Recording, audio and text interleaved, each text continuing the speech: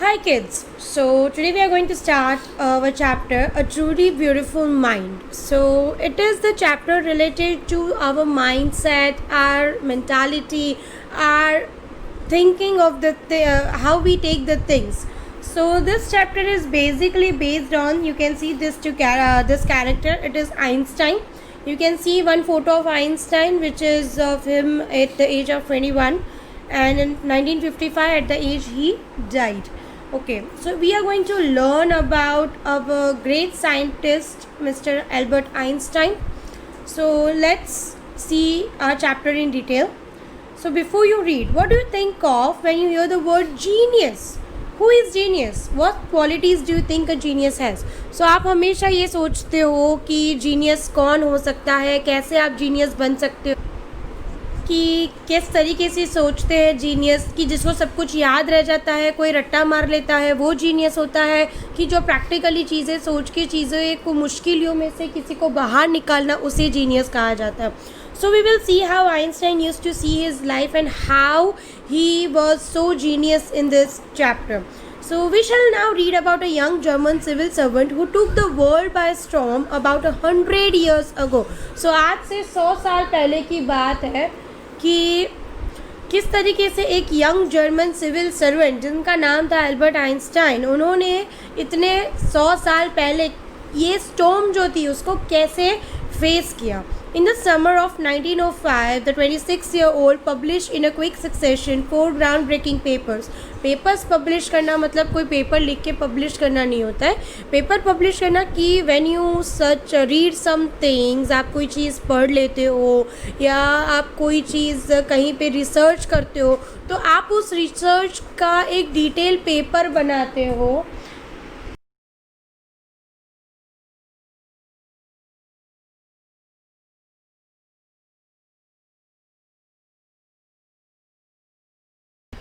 सो इस तरीके से हम पेपर पब्लिश करते हैं. अबाउट उन्होंने किस तरीके के पेपर पब्लिश किए हम देखते हैं. About light, motion of particles, electrodynamics of moving bodies and energy.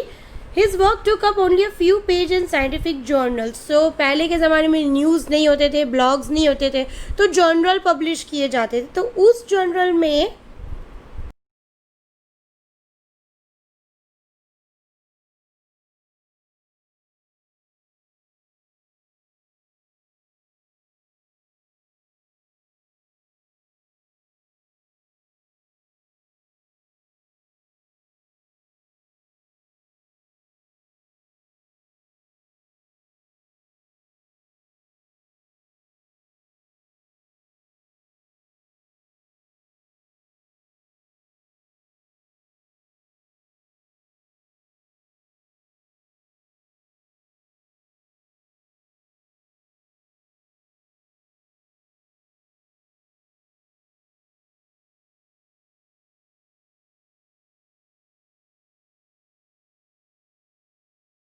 और उसी जर्नल ने उनकी लाइफ चेंज कर दी थी. यहाँ पे चेंजिंग लोगों के दिमाग में कर दी थी. किस तरीके के स्पेस को समझने की चेंजिंग, टाइम को समझने की चेंजिंग, कॉस्मोस को समझने की changing, and finally his name Einstein was transform into a synonym of a genius. तो हम कहते हैं ना कि you are genius, that means you are like an Albert Einstein.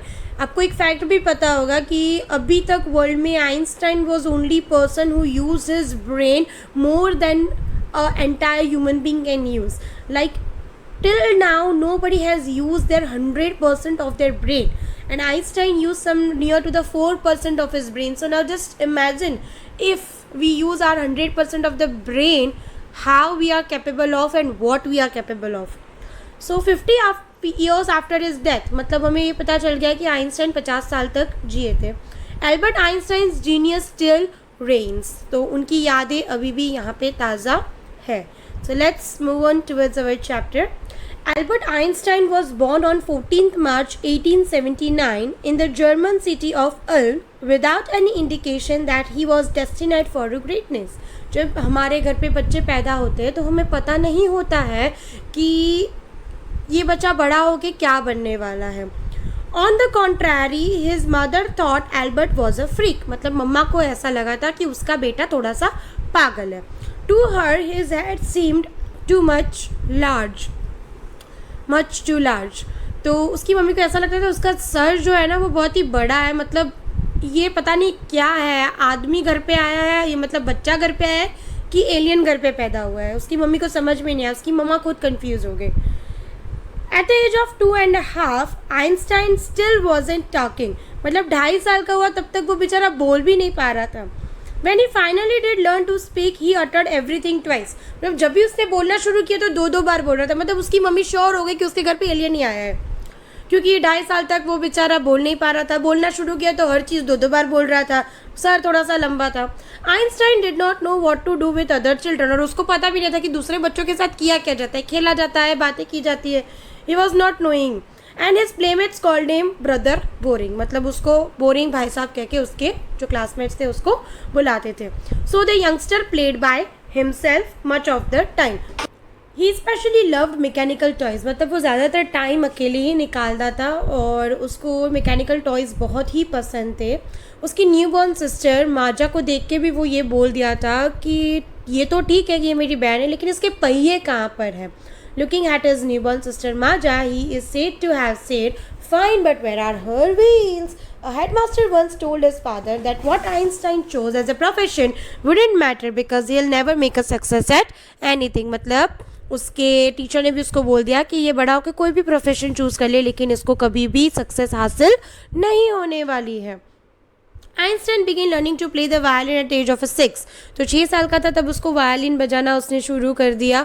तो उसने वायलिन इसलिए बजाना शुरू किया because his mother wanted him to play the violin, because his mother wanted him to. He later became a gifted amateur violinist. Amateur का मतलब होता है doing something for personal enjoyment rather than as a professional. मतलब नौसिखा. amateur का मतलब है तो नौसिखा, professionally नहीं लेकिन personal. Maintaining the skill through out his life. और ये स्किल उसकी पूरी लाइफ में रही. आप हमेशा देखना कि इंटेलिजेंट लोग होते हैं ना वो वायलिन ज़रूर बजाते हैं. शर्लॉक होम्स को ही देख लो. But Albert Einstein was not a bad pupil. वो बुरा बच्चा नहीं था. He went to high school in Munich में हाई स्कूल गया. Where Einstein family had moved when he was 15 months old. 15 महीने का था, 1.5 साल का, सवा 1.5 साल का बच्चा था तभी वो म्यूनिच चले गए थे और वहीं पे उसी स्कूल में उसको एडमिशन दिला दिया. And scored good marks in almost every subject. सारे सब्जेक्ट में उसके अच्छे मार्क्स आने लगे. Einstein hated the school's regimentation. School का regimentation that means discipline, rules, वो उसको बिल्कुल भी पसंद नहीं आता था. जो एक एक्सट्रीम लेवल पे होता है ना वो उसको बिल्कुल भी अच्छा नहीं लगता था. And often clash with his teachers. और टीचर्स के साथ उसकी थोड़ी सी मगजमारी हो जाती थी. He used to like argue with them. At the age of 15, Einstein felt so stifled that he left the school for good. Stifled मतलब suffocated. यहाँ पे ऑलरेडी दिया गया है कि उसकी सांस घुटने लगी वहाँ पे कि उसने फाइनली स्कूल छोड़ दिया. The previous year, Albert's parents had moved to Milan and left their son with relatives. मतलब पेरेंट्स भी उसको रिलेटिव्स के साथ छोड़ के चले गए. आफ्टर प्रोलॉन्ग डिस्कशन, लंबा डिस्कशन चलने के बाद Einstein got his wish to continue his education in German-speaking Switzerland in a city which was more liberal than Munich. So Munich से वो वहाँ म्यूनिच चला गया कि वो जहाँ पे म्यूनिच से भी अच्छा स्कूल उसको मिला जो वहाँ पे बहुत बहुत बहुत ही स्ट्रिक्ट था म्यूनिच में, वो उसको अलग जगह पे वो चला गया.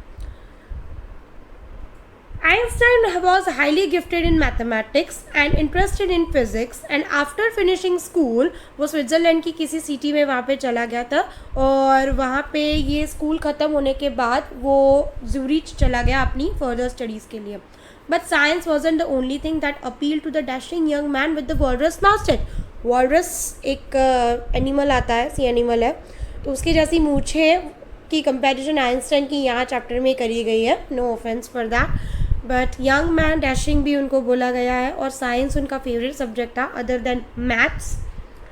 तो he also felt a special interest in a fellow student Mileva Maric जो उनके साथ पढ़ रही थी उनमें भी उनको इंटरेस्ट जगा. क्योंकि शी वॉज क्लेवर क्रीचर और वो सब से आई हुई थी स्विट्ज़रलैंड में क्योंकि ज़ूरिच एक ऐसी यूनिवर्सिटी थी जहाँ पे विमेंस को डिग्रीज़ दी जा रही थी, और यूरोप में उस टाइम पे बहुत कम कॉलेजेस थी जो ऐसी विमेंस को डिग्री देती थी. So she was studying over there.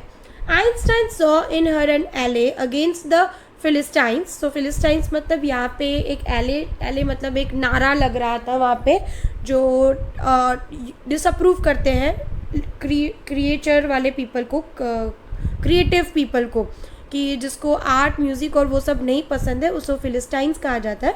Those people in his family and at the university with whom he was constantly at odds. The couple fell in love. So ये होना ही था क्योंकि उनको थोड़ा सा इंटरेस्ट आ ही गया था. तो the couple fell in love. Letters survive in which they put their affection into words. उस टाइम पे व्हाट्सएप नहीं हुआ करते थे, वीडियो कॉल्स नहीं हुआ करते थे, तो पत्र लिखा करते थे. Used to write letters. जिस लव लेटर में मिक्सिंग साइंस विथ टेंडरनेस. तो साइंस के साथ साथ प्यार भी होता था. Wrote Einstein, how happy and proud I shall be when we both have brought our work on relativity to a victorious conclusion. तो प्यार भी था इसमें, साइंस भी था इसमें, कि हम दोनों कितने हैप्पी और प्राउड होंगे कि हम दोनों ने अपने काम में relativity to a victorious conclusion में डाल दिया. So it was a kind of love letter with the scientific words in that. In 1900s, at the age of 21, Albert Einstein was a university graduate and unemployed. Generally होता ही है कि जो अच्छे बच्चे होते हैं उनको कैंपस से इंटरव्यू में प्लेसमेंट कभी मिलता ही नहीं है. It happens many of times. He worked as a teaching assistant, gave private lessons, and finally secured a job in 1902 as a technical expert in the patent office in Bern. तो finally उसको burn में वहाँ पे एक job मिल गई 1902 में as a technical expert. लेकिन उससे पहले उन्होंने अनएम्प्लॉय नहीं रहे, उन्होंने टीचिंग लेसन्स देने शुरू कर दिए थे. While he was supposed to be assessing other people's invention, Einstein was actually developing his own ideas in secret. तो साइंटिस्ट हमेशा ऐसे ही होते हैं कि सीक्रेटली सारी चीज़ें जनरेट करते हैं. तो बाहर के लिए वो सिर्फ पीपल को एक्सेस कर रहे थे, मतलब एसेस मतलब एक दूसरे का सहारा देना, कि हेल्प करना. इन शॉर्ट वो हेल्प कर रहे थे, पर सीक्रेटली वो अपनी खुद की इन्वेंशंस बना रहे थे. He is said to have jokingly called his desk drawer at work the Bureau of Theoretical Physics. तो वो अपने जो पेपर्स लिखते, तो जहाँ पे वो अपने सीक्रेट इन्वेंशंस रखते थे, वो ड्रॉर का नाम उन्होंने रखा था theoretical physics. One of the famous paper of 1905 was Einstein special theory, जो सबको पता है E = mc². वो पेपर उस टाइम पे बहुत बहुत ही फेमस हो गया था उस टाइम पे. Special theory of relativity, according to which time and distance are not absolute. Indeed, two perfectly accurate clocks will not continue to show the same time if they come together again after a journey, if one of them has been moving very fast relative to the other. So ये शायद आप लोगों ने अपने science में भी पढ़ ही लिया होगा कि E = mc² में उन्होंने क्या प्रूव करने की कोशिश की थी.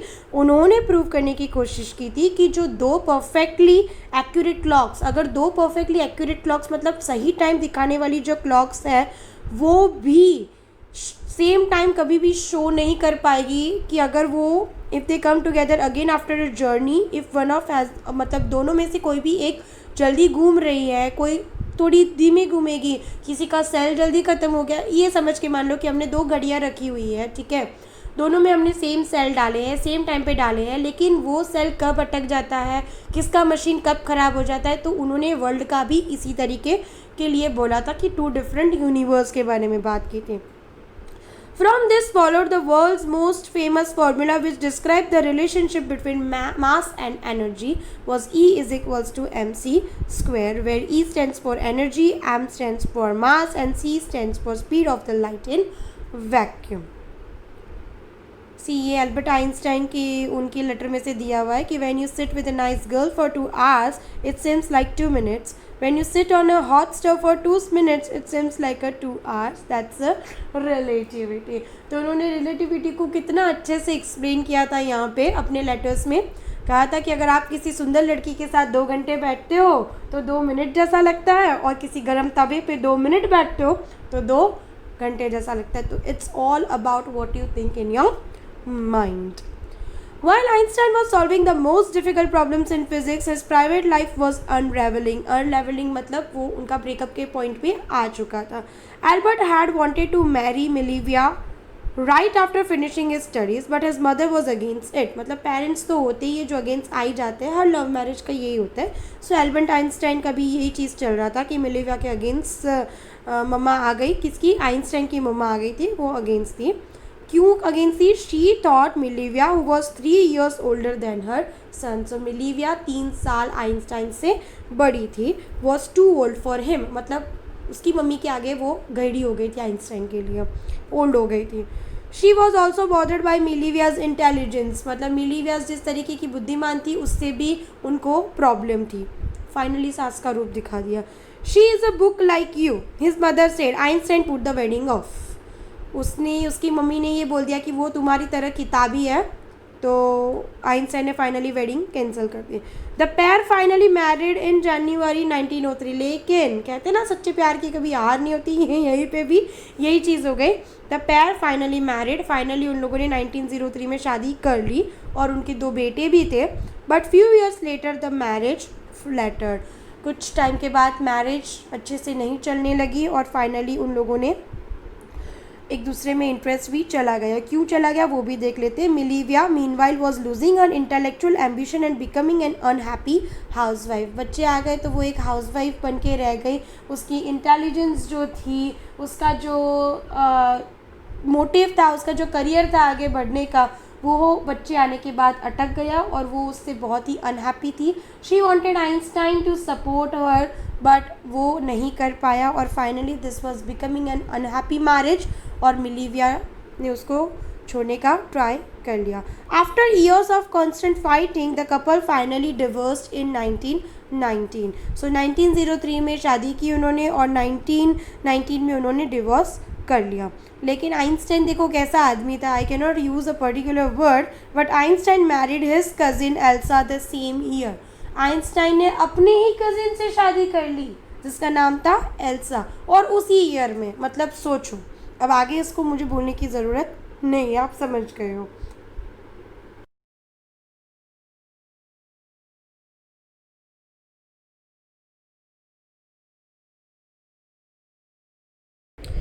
Einstein's new personal chapter coincided with his rise to world fame. Coincided का मतलब होता है कि एक नया सा मोड ले लिया, एक टर्न ले लिया. With his rise out to the world fame, अब वो फेमस होने लगे थे. In 1915 he had published his general theory of relativity, वही E is equals to mc square वाली, which provided a new interpretation of gravity. वहाँ पे एक ग्रेविटी के बारे में भी कुछ नया जानने को मिला था. An eclipse of the sun in 1919 brought proof that it was accurate. Eclipse जो आपको पता है ग्रहण लगते हैं, वो ग्रहण जब हुआ 1919 में, तब उसकी ये रिलेटिविटी की थ्योरी थी वो एक्यूरेट प्रूफ हो गई थी. उसके बाद वो बहुत ही फेमस हो गए थे. Einstein had correctly calculated in advance the extent to which the light from fixed stars would be deflected. जो फिक्स स्टार्स होते हैं, जो कांस्टेंट स्टार्स हमें दिखते हैं, वो स्टार्स की जो लाइट होती है वो भी डायरेक्शन के साथ साथ चेंज होती है, क्योंकि स्टार्स जो होते हैं they are also celestial objects. We all know that stars की खुद की एक लाइट होती है, लेकिन जो स्पेस है, जो यूनिवर्स है, उसमें इतनी सारी चीज़ें चल रही है, मिट्योर्स है, एस्टेरॉइड्स है, वो कहीं ना कहीं तो टकराते रहते हैं. तो बस उसी के बारे में यहाँ पे उन्होंने बोला कि स्टार्स की भी जो खुद की लाइट है वो डिफ्लेक्ट हो जाती है. किससे डिफ्लेक्ट होती है? सन की ग्रेविटेशनल फील्ड से. The newspapers proclaimed his work as a scientific revolution, और न्यूज़पेपर ने उसको एक साइंटिफिक रेवोल्यूशन का नाम दे दिया था. Einstein received the Nobel prize for physics in 1921. He was showered with honours and invitations from all over the world and lauded by the press. Lauded मतलब इन्वाइटेड. सब उसको बस आगे पीछे सब उसके घूमने लगे थे. अब ये जर्मनी की बात है जब नाजीज़ के वॉर चल रहे थे, हिटलर का टाइम आ गया अभी. When the Nazis came to power in Germany in 1933, Einstein emigrated to US. मतलब आइंस्टाइन वहाँ से भाग गए और सीधा US चले गए. और उसके 5 साल बाद 5 years later, the discovery of a nuclear fission in Berlin had America physicists in an uproar. तो जो ये चीज़ थी, उन्होंने क्या किया, 5 इयर्स के बाद उन्होंने न्यूक्लियर फिजन बर्लिन में किया, तो जिससे अमेरिका के जो फिजिसिस्ट थे वो थोड़े से अपसेट हो गए थे उनकी इस डिस्कवरी से. Many of them had fled from fascism just as Einstein had.